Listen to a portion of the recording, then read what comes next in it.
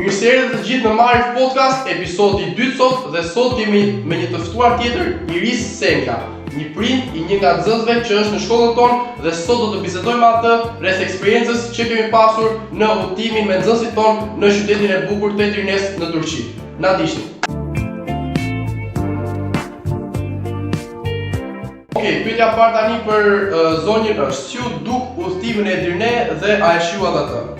Shumë i bukur, e shijova shumë dhe Edirneja ishte një qytet super i bukur. Cila pjesë e ekskursionit ju la më shumë përshtypje?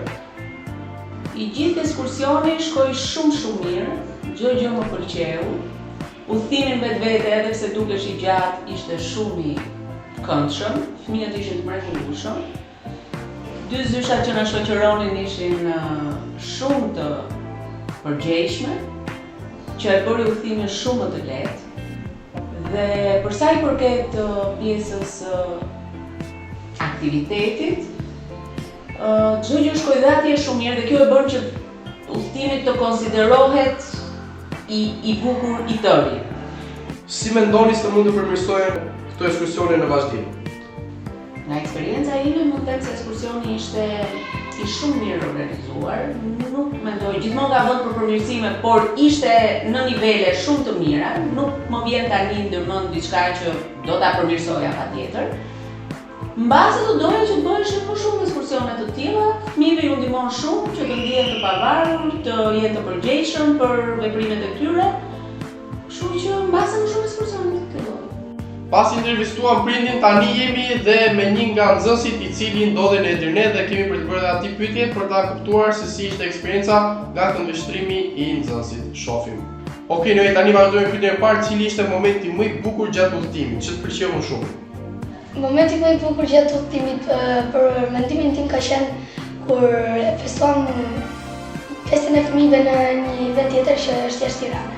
Në Edirne kur vajte, cili ishte një moment që të pëlqeu një aktivitet që bëhet atje me shkollat e tjera, sepse me sa kam parë unë, keni qenë edhe me shkolla të tjera, jo vetëm ju. Ka qenë kur kemi bërë disa kërcime tradicionale për secili nga shtetet. Keni qenë që gjithë bashkë aty, apo jo? Po. Noe, do doje të shkojë sërish një udhëtim të tillë, edhe pse do doje të shkojë nëse po? Po, do të doja të shkoja, sepse më pëlqejnë shumë këto që janë udhëtime jashtë shtetit. Nga shteti, do me thënë që më shumë nga që ishe me shokët tu atje dhe ndjeve eksperiencë të ndryshe, apo jo? Po. Të si radhës, tani jemi me Juliani dhe do ta pyesim atë për eksperiencën e tij në Edirne. Julian, si u ndjeve gjatë ekskursionit në Edirne? Edirneja u ndjeva shumë i gëzuar, se ishte hera parë që dal me shokët e mi në një shtet tjetër, udhëtim tjetër, eksperiencë me bukur. Julian, në Edirne, cila ishte gjëja më e veçantë, më unike që pe apo përjetove?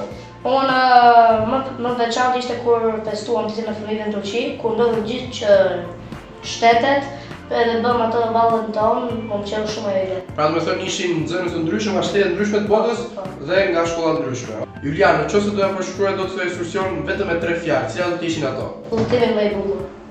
Vazhdojmë tani me nxënësen e tretë, e cila është Elma nga klasa e 5 dhe ajo ka qenë prezente në udhëtimin e Edirne dhe kemi edhe pyetje edhe për atë. Elma, me sa kuptova nga shumë këtu, ju në Edirne nuk keni qenë vetëm shkolla Marif e Tiranës, kanë qenë nga shtete ndryshme të gjithë botës. Gjetëm ndonjë shok ose në shoqe të re aty në Edirne? Po, në një paradë ishte Kosova dhe aty bëra disa shoqe të reja. Bën një muhabet, kur jam një shoqëri shumë të mirë. Dhe pyetja e fundit për ty, Elma, është kësaj radhe, besoj se ka qenë hera parë që ke udhëtuar me shokët dhe jo me prindrit. Si u ndjeve?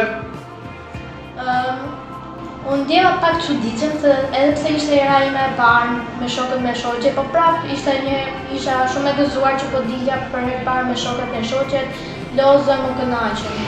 Okej, super fare. Do të thënë kjo aktivitet i pas ka ndihmuar gjithë nxënësit e shkollës tonë edhe për të socializuar më shumë dhe për të njohur më shumë njëri tjetrin. Shumë faleminderit që na ndoqët dhe ju presim të na ndiqni në episode të tjera të Marif Podcast, sepse kemi pasur imazhe të ndryshme dhe tema shumë interesante. Faleminderit që na ndoqët.